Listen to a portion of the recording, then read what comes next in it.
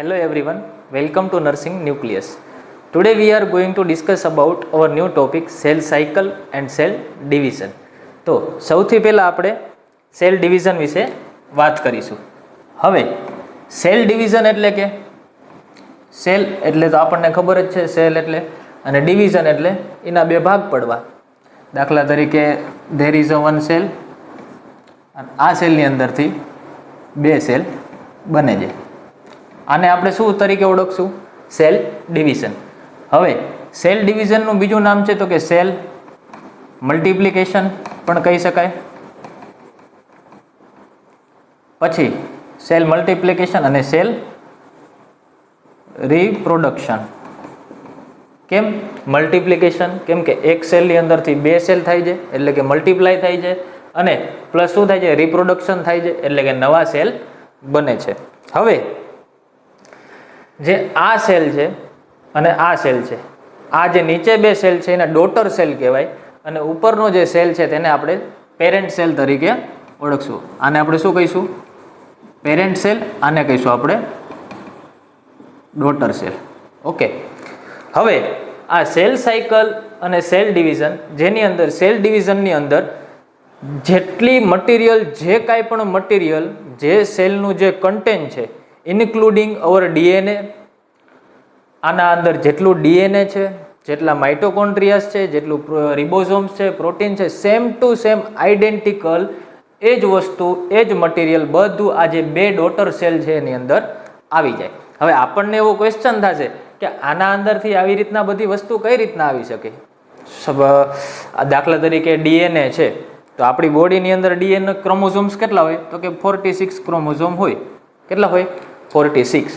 તો 46 ક્રોમોઝોમ્સ છે તો એ આ બંનેની અંદર કઈ રીતના આવે? તો આપણને એમ થાય 23 ક્રોમોઝોમ્સ જ આવશે, બરોબર? પણ નહીં.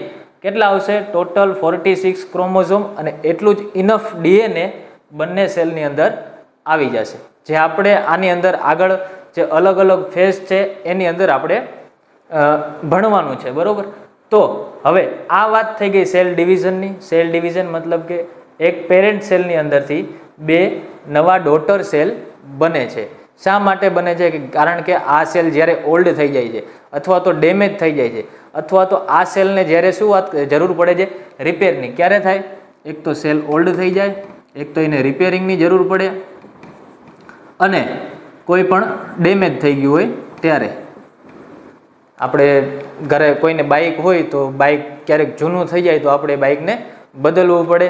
પછી અથવા તો કંઈક એક્સિડન્ટ થઈ ગયો હોય તો આપણે એને રિપેર કરાવવું પડે. ડેમેજ થઈ ગયું હોય તો રિપેર કરાવવું પડે. એવી રીતના સેમ સેલની અંદર પણ આવી પરિસ્થિતિ હોય છે. હવે બીજી વાત કરીએ આપણે સેલ સાયકલ. હવે આ એક પેરેન્ટ સેલ છે, આ ડોટર સેલ છે.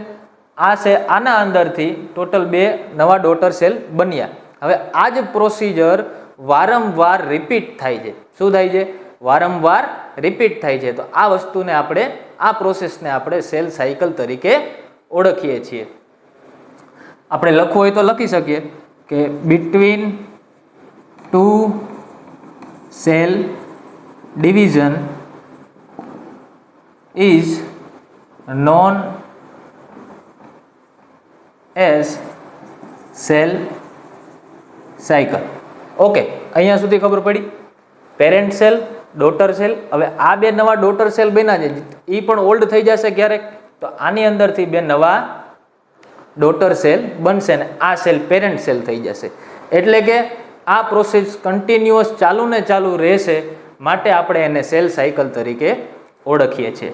હવે બધા ખાસ અહીંયા ધ્યાન આપજો, કેમ કે હવે આપણે જે નેક્સ્ટ ટોપિક આમાં ચાલુ કરી રહ્યા છીએ તો એ શું છે? Cell cycle. સેલ ડિવિઝન અહીં સુધી સમજાણું. હવે સેલ સાયકલની અંદર બે ફેઝ છે. કેટલા ફેઝ છે? બે ફેઝ. યાદ રાખજો. સૌથી પહેલો ફેઝ છે ઇન્ટરફેઝ. કયો છે? ઇન્ટરફેઝ. અને બીજો ફેઝ છે એમ ફેઝ. એને માઇટોસિસ તરીકે પણ ઓળખીએ છીએ. અહીં સુધી બધાને ક્લિયર? ઓકે. હવે આ ઇન્ટરફેઝની અંદર આનું બીજું પણ નામ પણ છે. ઇન્ટરફેઝનું બીજું નામ છે પ્રિપરેટરી ફેઝ.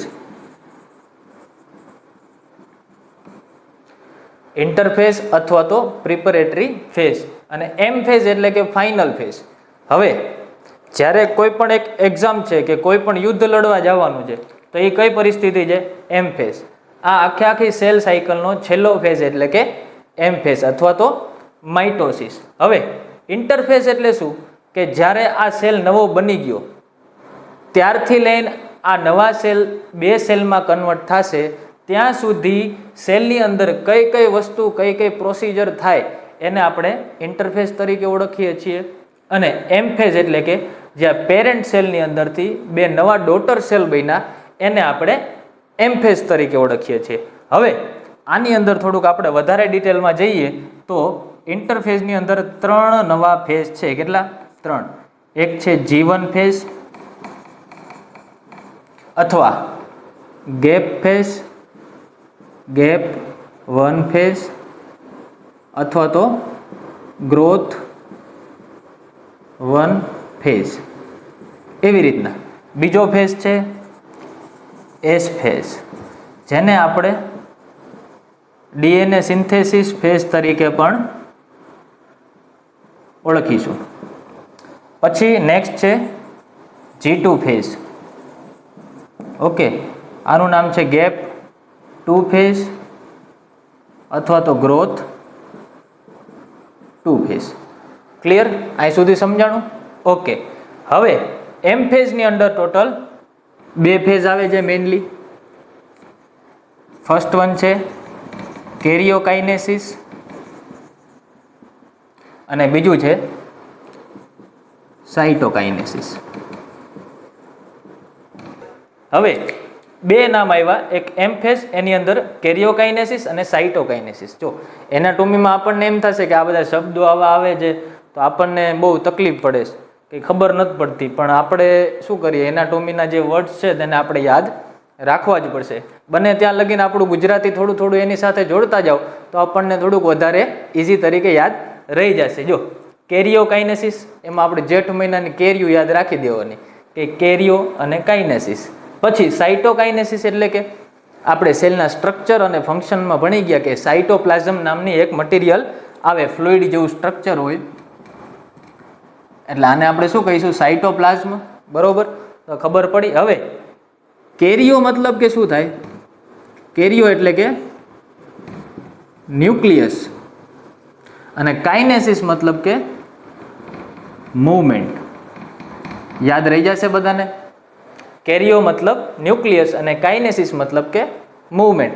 એટલે ન્યુક્લિયસની અંદર જે કંઈ પણ મૂવમેન્ટ થશે એને આપણે કેરિયોકાઇનેસિસ તરીકે ઓળખીશું. અને સાઇટોકાઇનેસિસ એટલે કે સાઇટોપ્લાઝમની અંદર જે કંઈ પણ મૂવમેન્ટ થશે તેને આપણે સાઇટોકાઇનેસિસ તરીકે ઓળખીશું. અહીં સુધી ક્લિયર? તો અહીંયા આપણે સેલ સાયકલના અલગ અલગ જે ફેઝિસ છે તેનું આપણે ડ્રોઈંગ કરી નાખ્યું છે. પછી અલગ અલગ જે તેના ફેઝ છે તેના વિશે આપણે હવે ડિટેલમાં સ્ટડી કરીશું. તો આ સેલ સાયકલ છે તેનો આ ઇન્ટરફેઝ છે જેના 3 ફેઝ છે, G1 phase, S phase and G2 phase. હવે એમ ફેઝ છે માઇટોસિસ, તેનો પ્રોફેઝ, મેટાફેઝ, એનાફેઝ, ટીલો એન્ડ સાઇટોકાઇનેસિસ. આ 4 ફેઝ એટલે કે કેરિયોકાઇનેસિસ. હવે ઇન્ટરફેઝ એટલે કે largest phase of cell cycle. Largest phase કેમ કીધો છે? કે ટોટલ આ આપણે આ જે સેલ સાયકલ છે તેના 95% છે તે ખાલી આ ઇન્ટરફેઝ એક જ છે. Okay. Preparatory phase before actual cell division. Preparatory phase આપણે કીધું હતું, વાત કરી કે પ્રિપરેશન થાય છે, સેલ મેટાબોલિકલી ક્વાઇટ એક્ટિવ છે, એટલા માટે આને શું કહેવામાં આવે છે કે preparatory phase before actual cell division. જે આ સેલ સાયકલની અંદર જે સેલ ડિવિઝન થવાનું છે તે કયા ફેઝની અંદર થશે? માઇટોસિસ અથવા તો કેરિયોકાઇનેસિસ અને સાઇટોકાઇનેસિસ. તો અહીંથી સેલ ડિવિઝન સ્ટાર્ટ થશે. તો એ પહેલાં આ જે સેલ ડિવિઝન પહેલાં જે કાંઈ પણ પ્રિપરેશન થશે તે કેની અંદર થશે? ઇન્ટરફેઝની અંદર. પછી શું કીધું છે? During this phase cell is not dividing but prepare for cell division and metabolically quite active. તો સેમ ટુ સેમ આની આ વસ્તુ થઈ કે સેલ કેવો છે? મેટાબોલિકલી એક્ટિવ છે અને સેલ ડિવાઈડ થતો નથી. સેલ ક્યાં ડિવાઈડ થશે? એમ ફેઝની અંદર. હવે એનો ફર્સ્ટ સ્ટેજ છે G1 ફેઝ, જે લાર્જેસ્ટ ફેઝ છે, ઇન્ટરફેઝની અંદર પણ સૌથી મોટો ફેઝ છે, એપ્રોક્સિમેટલી 10 અવર જેટલો ટાઈમ લાગે છે G1 ફેઝની અંદર. Sometimes cell do not divide or continue cycle entering a resting phase G0. હવે આની અંદર શું કહેવા માંગે છે?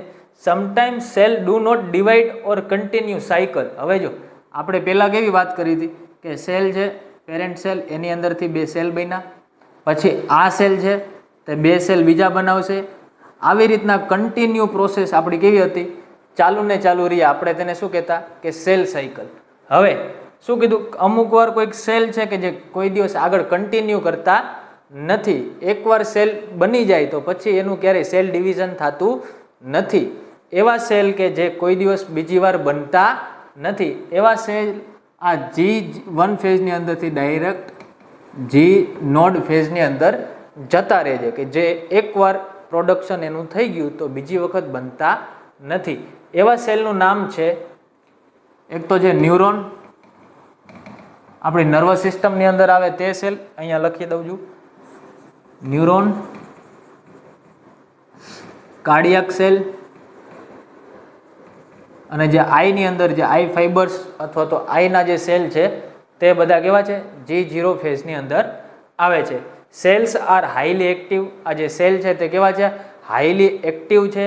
તે એની અંદર વધારે પડતું પ્રોટીન બનાવે છે. રિબોઝોમ્સ વધારે એક્ટિવ છે કારણ કે તે પ્રોટીન બનાવે. તે એસ ફેઝની અંદર કે જે સિન્થેસિસ ફેઝ છે તેની અંદર જે ડીએનએનું સિન્થેસિસ થવાનું છે તેના માટે તે પ્રોટીન ખૂબ જ અગત્યનું છે.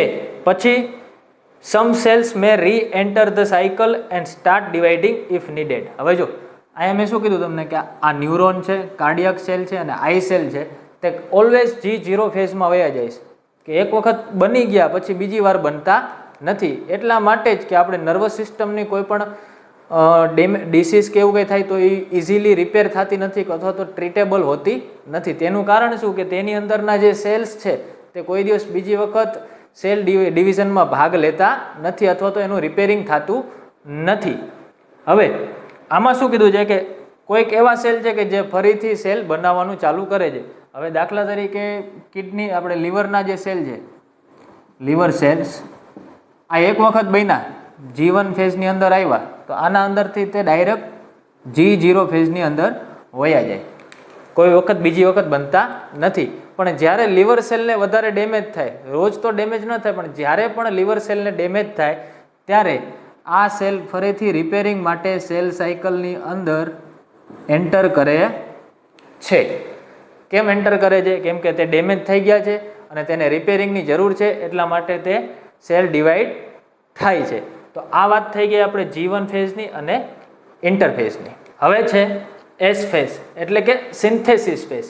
Synthesis of DNA or DNA replication and centrosome replication. હવે આની અંદર શું થશે? રેપ્લિકેશન થશે. રેપ્લિકેશન એટલે કે એકદમ આઈડેન્ટિકલ ઝેરોક્સ થશે. શા માટે ઝેરોક્સ થશે? કેમ કે આ એક સેલ છે, એની અંદર ન્યુક્લિયસ છે, એની અંદર ડીએનએ મટીરિયલ છે, બરોબર. હવે આ ડીએનએ મટીરિયલ આ સેલની પાસે છે, પેરેન્ટ સેલ પાસે, એટલું ને એટલું આ બંને સેલ પાસે આવવું જોઈએ. કોઈ પણ એક સેલ છે એની અંદર 46 ક્રોમોઝોમ્સ છે અને એક સેન્ટ્રોઝોમ છે. ક્લિયર અહીં સુધી? હવે આ બેના તમે ભાગ પાડો તો આની અંદર 23 આવે અને આના અંદર પણ 23 આવે.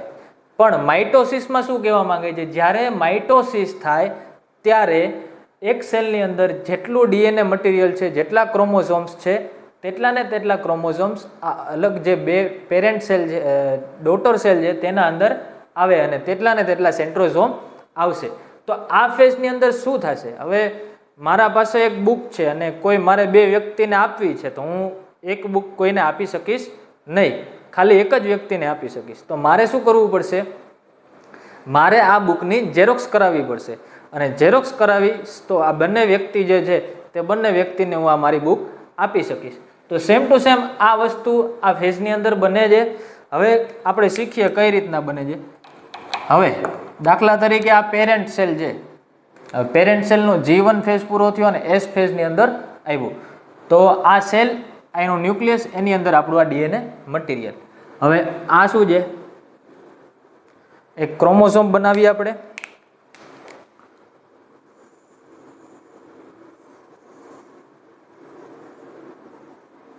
આ શું થઈ ગયું? એક ક્રોમોઝોમ. આવા 46 ક્રોમોઝોમ એક સેલની અંદર હોય. તો હવે આ જે સેન્ટરની અંદર છે આને આપણે કહીશું સેન્ટ્રોમિયર, અને આને આપણે કહીશું ક્રોમેટિડ. શું કહીશું આપણે આને? ક્રોમેટિડ. એની અંદર આપણું જે ડીએનએ મટીરિયલ છે તે કેની અંદર હોય? આ ક્રોમેટિડની અંદર. હવે જ્યારે આ સેલ છે તે એસ ફેઝની અંદર એન્ટર થશે ત્યારે આ જે સેન્ટ્રોમિયર છે કે જે આ મિડલ પાર્ટ છે તેની સાથે એક અલગ ક્રોમેટિડ જોડાઈ જશે. શું થશે? એક અલગ ક્રોમેટિડ જોડાઈ જશે અને આપણા જેવું આના જે ડીએનએ છે સેમ ટુ સેમ એવું ને એવું ડીએનએ રેપ્લિકેટ થઈ જશે. શું થશે? સેમ ટુ સેમ આ જે ડીએનએ છે તેવું ને તેવું સેમ ડીએનએ અહીંયા રેપ્લિકેશન થઈ જશે. હવે આવા કેટલા હતા આપણા સેલની અંદર? 46 ક્રોમોઝોમ હતા, બરોબર. ડીએનએનું કન્ટેન્ટ કેટલું હતું? 2n હતું. અરે સોરી, ડીએનએ પણ કેટલું હતું? એક સેલ બરોબર હતું. હવે અહીંયા શું થયું? આ ક્રોમેટિડ છે આ સેન્ટ્રોમિયર સાથે અટેચ છે, અહીંયા બીજી એક ક્રોમેટિડ આવીને અટેચ થઈ જશે. હવે આવી રીતના 46 ક્રોમોઝોમ છે, 46 ક્રોમોઝોમ, તો 46માં બધાની અંદર આવીને આવી સેમ ટુ સેમ પ્રોસિજર થશે. તો શું થઈ ગયું નહીં આપણું? તમે જો, enough cell four 2 DNA. DNA કેટલા હતા? તો કે 2n હતા. આપણે સોરી, ડીએનએ n હતા તો એ કેટલા થઈ ગયા? 2n. એક હતા તો ડબલ થઈ ગયા. ક્રોમોઝોમ કેટલા હતા? તો કે એ 46 હતા. કેટલા હતા? 46. હવે જો આમાં તમે જુઓ કે 46 ક્રોમોઝોમ આવી રીતના હતા તો અહીંયા બીજો ક્રોમોઝોમ સેમ ટુ સેમ આવો બનતો નથી. પણ જે આ ક્રોમેટિડ છે જેને આપણે સિસ્ટર ક્રોમેટિડ તરીકે ઓળખીએ, એ ક્રોમેટિડ સેમ અહીંયા આ જે સેન્ટ્રોમિયર છે તેની સાથે અટેચ થઈ જાય છે. આના સાથે અટેચ થઈ જાય માટે જે આ ક્રોમોઝોમ છે તેનો નંબર વધતો નથી. ક્રોમોઝોમ કેટલા રહે છે? 46ના 46. પણ ડીએનએ કેવા થાય છે? વધી જાય છે. સેમ ટુ સેમ સેન્ટ્રોઝોમનું પણ શું થાય છે? રેપ્લિકેશન થાય છે. હવે આપણે અહીંયા જોઈએ કે બિફોર એસ ફેઝ, એસ ફેઝની પહેલા કન્ડિશન કેવી હોય છે? તો તમે જો અનરેપ્લિકેટેડ ક્રોમોઝોમ. ક્રોમોઝોમ ખાલી કેવો હોય છે? આ રેડ કલરનું હોય ને એવી રીતના ખાલી સિંગલ એક ક્રોમેટિડ હોય છે. પણ અને ક્રોમોઝોમ નંબર કેટલા હોય? આવા ખાલી આ જે રેડ કલરના છે તેવા 46 ક્રોમોઝોમ હોય. ઓકે. પણ પછી એસ ફેઝની પૂરો થઈ જાય પછી કેવું થઈ જાય? Each chromosome replicated into sister chromatid joined at the centromere. S ફેઝની અંદર શું થાય કે આની અંદર આ સાથે એક સિસ્ટર ક્રોમેટિડ અટેચ થઈ જશે. કેની સાથે અટેચ થશે? સેન્ટ્રોમિયર. સેન્ટ્રોમિયરની સાથે અટેચ થશે એટલે ક્રોમોઝોમ નંબર વધતો નથી, પણ આ સિસ્ટર ક્રોમેટિડ જોડાય એટલે ડીએનએનો નંબર વધે છે. ડીએનએ મટીરિયલ બે સેલ માટે બરોબર થઈ જાય એના માટે આ વધે છે, ક્રોમોઝોમ નંબર વધતો નથી. અને જે સેન્ટ્રોમિયર છે સેન્ટ્રોઝોમ તેનું પણ રેપ્લિકેશન થાય છે. હવે in the cell now has enough DNA for 2 identical cell and ready for mitosis. હવે આની અંદર શું થાય છે? એસ ફેઝની અંદર ડીએનએ મટીરિયલ જે બીજા સેલ માટે જે જોઈતું હતું તે કેવું થઈ જાય? ડબલ થઈ જાય અને રેડી ફોર માઇટોસિસ. એના પહેલા એક G2 ફેઝ ખાલી આવશે. હવે નેક્સ્ટ ફેઝ છે G2 ફેઝ. એની અંદર શું થશે? તો કે further growth and preparation for cell division. તો G2 ફેઝની અંદર કે જે એપ્રોક્સિમેટલી 4 અવરનો છે તેની અંદર ફર્ધર ગ્રોથ એન્ડ પ્રિપેરેશન થશે. વધારે પડતો ગ્રોથ અને સેલ ડિવિઝન માટે જે મેન્ડેટરી પ્રિપેરેશન્સ છે તે બધી થશે. ડીએનએ ચેક એન્ડ રિપેર થશે. એસ ફેઝની અંદર આપણે વાત કરી કે ડીએનએનું રેપ્લિકેશન થશે, સેન્ટ્રોઝોમનું રેપ્લિકેશન થશે. આ જે ફેઝ છે તેને એમ ચેક પોઈન્ટ તરીકે પણ ઓળખવામાં આવે છે. આ એમ ફેઝની અંદર એન્ટર થાય તે પહેલાં એમ ચેક પોઈન્ટ શું કરશે? આ તો G2 ફેઝની અંદર ડીએનએ ને ચેક કરશે અને જો એમાં કોઈ ઇસ્યુ હશે તો એને રિપેર કરશે. પછી check cell size and energy. શું કરશે? આ સેલની સાઇઝને ચેક કરશે અને એનર્જી રિક્વાયરમેન્ટ છે જે સેલ ડિવિઝન માટે તે ઇનફ છે કે નહીં તે ચેક કરશે, માટે તેને એમ ચેક પોઈન્ટ તરીકે ઓળખવામાં આવે છે. પછી ઓર્ગાનેલ્સ ડુપ્લિકેશન, જે સેલની અંદર જે જરૂરી ઓર્ગાનેલ્સ છે, માઇટોકોન્ડ્રિયા છે, તેમાં વધારો થશે, તેનું ડુપ્લિકેશન થશે. કેમ કે એનર્જીની રિક્વાયરમેન્ટ વધારે છે એટલે ઓર્ગાનેલ્સ ડુપ્લિકેશન થશે. પ્લસ રિબોઝોમ છે, એન્ડોપ્લાઝમિક રેટિક્યુલમ છે, ગોલ્ગી એપરેટસ છે, આ બધામાં પણ શું થશે? વધારો થશે અથવા તો ડુપ્લિકેશન થશે. કેમ કે જે સેલ ડિવિઝન છે તેમાં પ્રોટીન અને એન્ઝાઇમ ખૂબ મેન્ડેટરી છે. હવે આપણે વાત કરીશું એમ ફેઝની માઇટોસિસ, કે જેને ઇક્વેશનલ ડિવિઝન કહેવામાં આવે છે. અને આ કયો ફેઝ છે? Final phase. ઇન્ટરફેઝ, પછી M phase. M phase is a last phase of cell cycle. Equational division કેમ કહેવામાં આવે? આપણે આગળ વાત કરી ચૂક્યા કે જે ક્રોમોઝોમ્સ છે એનું ઇક્વેશનલ ડિવિઝન કરે છે, માટે આને શું કહેવામાં આવે? Equational division. શું કીધું છે? કે the number of chromosome into present and progeny cell is the same. હવે જો the number of chromosome into present and progeny cell is the same, મતલબ કે જે પ્રોજન્સી એટલે કે ડોટર સેલ, જેટલા પેરેન્ટ સેલની અંદર ક્રોમોઝોમ હતા એટલા જ ડોટર સેલની અંદર ક્રોમોઝોમ્સ અથવા તો ડીએનએ મટીરિયલ છે તે આવવાનું છે. એટલે આને શું કહેવામાં આવે છે? ઇક્વેશનલ ડિવિઝન. હવે પ્રોફેઝની અંદર આપણે જોઈએ તો આ છે એનો અર્લી ફેઝ, આ છે તેનો લેટ ફેઝ. અર્લી ફેઝની અંદર તમે જોઈ શકો છો કે જે આ ડીએનએ મટીરિયલ છે, આ ન્યુક્લિયસ છે, તેની અંદર ડીએનએ મટીરિયલ છે તે પહેલાં કેવું હતું? એકદમ ભેગું હતું. અને હવે કેવું થશે? કન્ડેન્સ થઈ જશે, એકદમ અલગ અલગ થવા માંડશે. ધીમે ધીમે ક્રોમોઝોમ્સ ધીમે ધીમે વિઝિબલ થવા માંડશે. આ જે મટીરિયલ છે, ડીએનએ મટીરિયલ, તે લેટ ફેઝની અંદર એકદમ માઇક્રોસ્કોપની અંદર ક્રોમોઝોમ્સ દેખાવા લાગશે.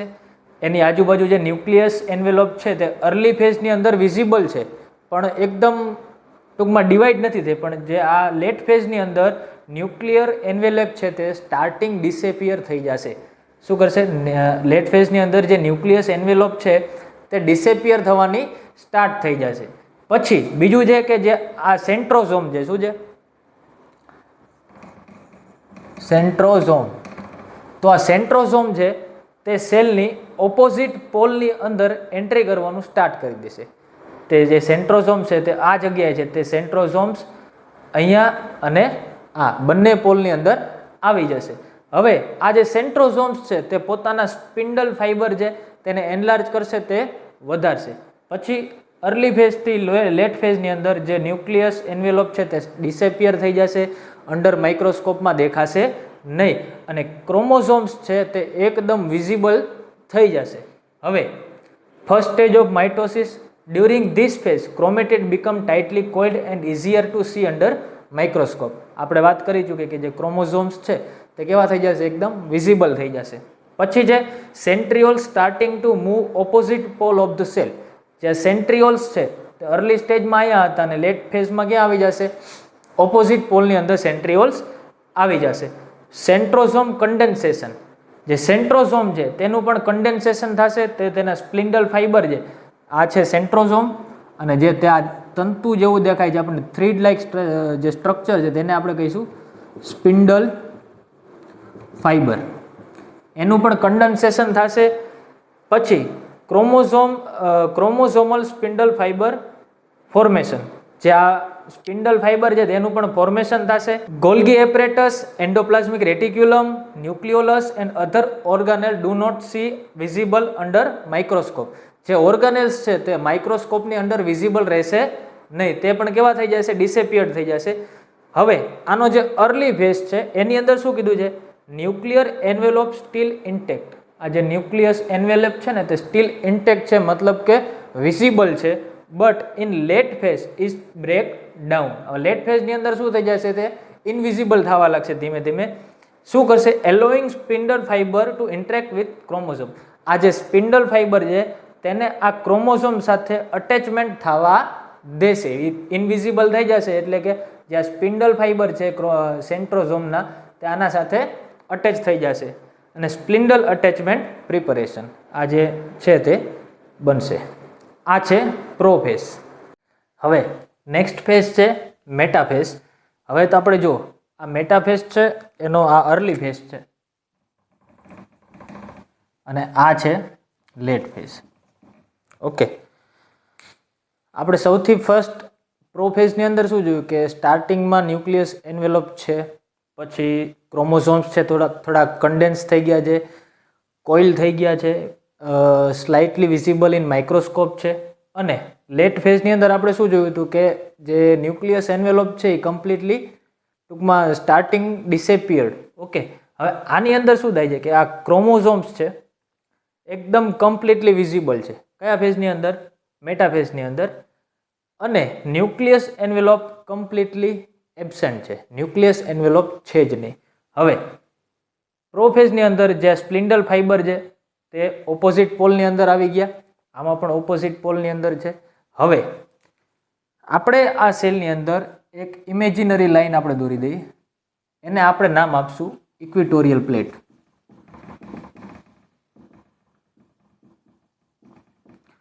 તો જો અર્લી ફેઝની અંદર કેવું છે કે આ સ્પિન્ડલ ફાઈબર જે છે આ સેન્ટ્રોઝોમની અંદરથી બહાર આવે છે. સ્પિન્ડલ ફાઈબર કે જે માઇક્રોટ્યુબ્યુલના બનેલા છે તે સ્પિન્ડલ ફાઈબર આ સેન્ટ્રોમિયર સાથે અટેચમેન્ટ થઈ જાય એવું આપણને દેખાડે છે, પણ ના, એવું નથી. આ શું છે? ક્રોમોઝોમ છે, આ એનું સેન્ટ્રોમિયર છે. આ જે છે તે તેનો ક્રોમોઝોમ્સનું આપણે ક્રોમેટિડ છે, આ બીજી ક્રોમેટિડ છે. ઓકે, હવે અહીંયા એક આ ફેઝ દરમિયાન કાઇનેટોકોર નામનું એક પ્રોટીન આવે, એ આ સેન્ટ્રોમિયર સાથે અટેચ થઈ જાય. શું થઈ જાય? કાઇનેટોકોર નામનું એક પ્રોટીન છે તે આ સેન્ટ્રોમિયર સાથે અટેચમેન્ટ થઈ જાય છે. અને આ કાઇનેટોકોર નામના પ્રોટીન સાથે આ જે સ્પ્લિન્ડલ ફાઈબર છે કે જે સેન્ટ્રોઝોમની અંદરથી બહાર આવે છે તે આ કાઇનેટોકોર સાથે અટેચ થઈ જાય. આ શું છે? સેન્ટ્રોઝોમ. અહીંયાથી આ જે સ્પિન્ડલ ફાઈબર છે તે કાઇનેટોકોર સાથે અટેચ થઈ જાય છે. હવે આના સાથે અટેચ થઈ ગયા પછી આ અર્લી ફેઝ છે. જો અહીંયાથી આ છે અટેચ થઈ ગયું. હવે આના અંદર શું થશે? એકબીજા બાજુ ખેંચશે. આ જે સ્પિન્ડલ ફાઈબર છે ઉપરની તરફ ખેંચશે, આ સ્પિન્ડલ ફાઈબર છે તે નીચેની તરફ ખેંચશે. હવે શું થશે કે આપણે જે ઇમેજનરી લાઈન અહીંયા આપણે આ જે દોરી હતી ઇક્વિટોરિયલ પ્લેટ, એને નામ આપ્યું હતું આપણે, બરોબર? તો આ લાઈનમાં જે ક્રોમોઝોમ્સ છે તે કેવા થઈ ગયા છે? એલાઇન થઈ ગયા છે. એટલે કે ઇક્વિટોરિયલ લાઈન છે તેની વચ્ચોવચ્ચ આ ક્રોમોઝોમ્સ આવી ગયા છે. તો એના લીધે ટેન્શન ને એ બધું વધે છે, સરફેસ ટેન્શન જે છે તે બધું વધે છે. હવે આપણે વાત કરીએ કે chromosomal arrangement align with equatorial plate of cell. ક્રોમોઝોમનું શું થાય છે? અરેન્જમેન્ટ થઈ ગયું, ઇક્વિટોરિયલ પ્લેટ ઉપર આવી ગયા. પછી છે સ્પિન્ડલ ફાઈબર અટેચમેન્ટ. આ જે સ્પિન્ડલ ફાઈબર છે તે ક્યાં? અહીંયા અટેચ થઈ ગયા. Spindle fibre extend from opposite poles, each chromatid kinetochore is attached to spindle fibre. જે આ ક્રોમોઝોમ્સ છે બધાયને ઉપર એક સેન્ટ્રોમિયર છે અને તેની સાથે અટેચ કાઇનેટોકોર છે. આ બધાય સાથે સેન્ટ્રોમિયરના સ્પિન્ડલ ફાઈબર છે તે અટેચ થઈ જશે. પછી જે ટેન્શન એન્ડ સ્ટેબિલિટી, આ બાજુ ખેંચશે, આ બાજુ ખેંચશે, જેના કારણે સ્ટેબિલિટી આવશે અને ટેન્શન પ્રોડ્યુસ થશે. Spindle fibre pull apart from both side. આ જે સ્પિન્ડલ ફાઈબર છે સેન્ટ્રોઝોમના, આ બંને જે આપણે આ સિસ્ટર ક્રોમેટિડ છે એને આ બાજુ ખેંચશે, આ સિસ્ટર ક્રોમેટિડ છે તેને આ બાજુ ખેંચશે. અને nuclear envelope completely disappear. Nuclear envelope છે તે કેવી થઈ જશે? કમ્પ્લીટલી ડિસેપિયર્ડ થઈ જશે. હવે આપણે વાત કરીશું એનાફેઝ વિશે. આ એનાફેઝનું સ્ટ્રક્ચર છે, આ ટીલોફેઝનું સ્ટ્રક્ચર છે અને આ છે સાઇટોકાઇનેસિસનું સ્ટ્રક્ચર. હવે એનાફેઝમાં શું કહેવા માંગે છે કે જે પહેલાં મેટાફેઝ હતો આના પહેલાં, એમાં કેવું હતું? ક્રોમોઝોમ્સ કે જેની બે સિસ્ટર ક્રોમેટિડ છે તે આવી રીતે અટેચ હતી. પણ એનાફેઝની અંદર આ જે સિસ્ટર ક્રોમેટિડ જે સેન્ટ્રોમિયર સાથે અટેચ હતું તો કેવું થઈ જાય? ડીઅટેચ થઈ જશે અને સેપરેશન જે બે પોલ છે તે તરફ આકર્ષાઈ જશે. પછી ટીલોફેઝની અંદર શું થશે કે જે માઇટોટિક સ્પ્લિન્ડલ હતા કે જે ફાઈબર હતા સ્પ્લિન્ડલ ફાઈબર તે કેવા થઈ ગયા? એકદમ ડિસેપિયર્ડ થઈ ગયા. પછી ન્યુક્લિયસ એન્વેલોપ છે તે બનવા માંડી ન્યુક્લિયસ એન્વેલોપ જો અહીંયા વિઝિબલ છે, અહીંયા વિઝિબલ છે, અહીંયા વિઝિબલ નથી. ફોર્થ ફેઝમાં પૂછે તો માઇટોટિક સ્પિન્ડલ ડિસએપિયર્ડ થઈ જાય, ન્યુક્લિયસ એન્વેલોપ એપિયર્ડ થઈ જાય. પછી જે આ ક્રોમોઝોમ્સ છે કે જે આપણું ડીએનએ મટીરિયલ છે તે કેવું થઈ જશે, ડીકન્ડેન્સેશન થઈ જશે. તે માઇક્રોસ્કોપની અંદર જે સંપૂર્ણ રીતે વિઝિબલ હતું તે ધીમે ધીમે ઇનવિઝિબલ થઈ જશે. તો આ વાત થઈ ગઈ એનાફેઝની, આ વાત થઈ ગઈ ટીલોફેઝની. અને હવે આમાં જે છે આને આપણે કહીશું સાઇટોપ્લાઝમ ઓવરલેપ. આને શું કહીશું? Cytoplasm overlap. ફોર્થ સ્ટેજની અંદર ટીલોફેઝની અંદર બનશે. અહીંયાથી આ બે સેલ છે તે બે અલગ થઈ જશે. ઓકે, તો એ કેની અંદર થશે? સાઇટોકાઇનેસિસની અંદર. સાઇટોકાઇનેસિસની અંદર જે આ ન્યુક્લિયસ એન્વેલોપ છે તે આમાં એપિયર તો થશે પણ પૂરી રીતે બનેલી નથી. સાઇટોકાઇનેસિસની અંદર આ ન્યુક્લિયસ એન્વેલોપ છે તે પૂરેપૂરી બની જશે. પછી તેની અંદર જે ડીએનએ મટીરિયલ છે તે માઇક્રોસ્કોપની અંદર વિઝિબલ રહેશે નહીં.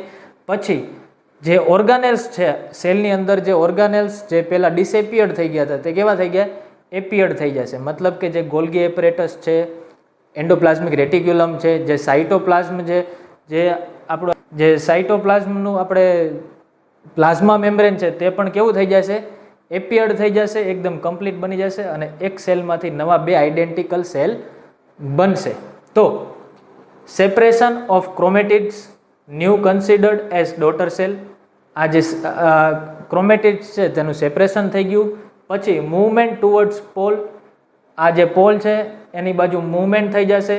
સેન્ટ્રોઝોમ split and chromatid separate. Centrosome અને ક્રોમેટિડ બે સેપરેટ થઈ જશે અને chromatid move to opposite pole. જે ક્રોમેટિડ્સ છે તે પોતપોતાના ઓપોઝિટ પોલ તરફ મૂવમેન્ટ થઈ જશે. પછી જે ટીલોફેઝ, ક્રોમોઝોમ ડીકન્ડેન્સેશન બીકમ લેસ વિઝિબલ. જે આ ક્રોમોઝોમ્સ છે તે કેવા થઈ જશે? ડીકન્ડેન્સેશન થઈ જશે. જે સંપૂર્ણ રીતે વિઝિબલ હતા તેવા વિઝિબલ રહેશે નહીં. પછી કીધું જે સ્પિન્ડલ ફાઈબર ડિસેપિયર્ડ. જે માઇટોટિક સ્પિન્ડલ હતું સેન્ટ્રોઝોમની અંદરથી તે કેવું થઈ જશે? અહીંયા વિઝિબલ છે, અહીંયા વિઝિબલ નથી. પછી છે સાઇટોકાઇનેસિસ ઓવરલેપ. અહીંયા જો જ્યાં ખાંચ દેખાય છે ને એ કેવું છે? એને સાઇટોકાઇનેસિસ ઓવરલેપ કહેશે. અને આ કેવી થઈ જશે? એકદમ વિઝિબલ થઈ જશે, અહીંયા ખાંચ પડી જશે. પછી જે ઓર્ગાનેલ્સ રિટર્ન, જે ઓર્ગાનેલ્સ હતા ધીમે ધીમે રિટર્ન થવા માંડશે, બધા વિઝિબલ થવા માંડશે. અને નેક્સ્ટ છે સાઇટોકાઇનેસિસ. તો આની અંદર કીધું છે કે ડિવિઝન ઓફ સાઇટોપ્લાઝમ. જ્યાં સાઇટોપ્લાઝમ આની અંદર હતું તેનું અહીંયાથી આમ ડિવિઝન થઈ જશે બે સેલનું, બરોબર. પછી cytoplasm organelles and plasma membrane distributed and forming two identical cell. Organelles અને જ્યાં સાઇટોપ્લાઝમ હતું એનું બેનું ડિવિઝન થઈ જશે અને બે નવા આઇડેન્ટિકલ સેલ બનાવશે. અહીંયા આપણું આ જે આખું સેલ સાયકલ, સેલ ડિવિઝન અને આજે આપણે માઇટોસિસ ભણ્યા એ અત્યારે બધું પૂરું થઈ ગયું છે. જો તમને અમારું કન્ટેન્ટ ગમ્યું હોય તો please like, share and subscribe. Thank you so much.